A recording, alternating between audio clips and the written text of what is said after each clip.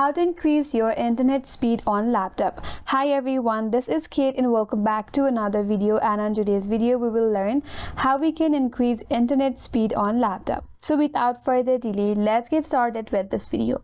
For that, first of all, you have to open up control panel. Click in the search icon and in the search bar, search for control panel. Once you have it, from this menus, you have to go to Network and Sharing Center. From here, navigate to your left hand side and from this menu bar, go to Change Adapter Settings and click on it. Now you land on this interface. From here, you have to select your Wi-Fi, right click on it. From this pop-up box, select Properties. Under Properties, click on Configure button.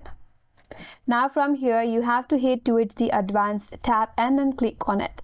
Now from this property, head towards the Preferred band and now click on Preferred band. Now navigate to this drop down under Value. Here click on it and select Prefer 5 GHz band. Once you're done, click on OK.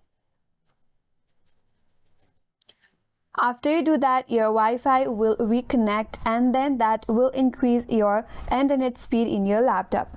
That's all for today's video. Hope this video was helpful, and if you're new to our channel, consider subscribing. Thanks for watching and stay tuned for more videos.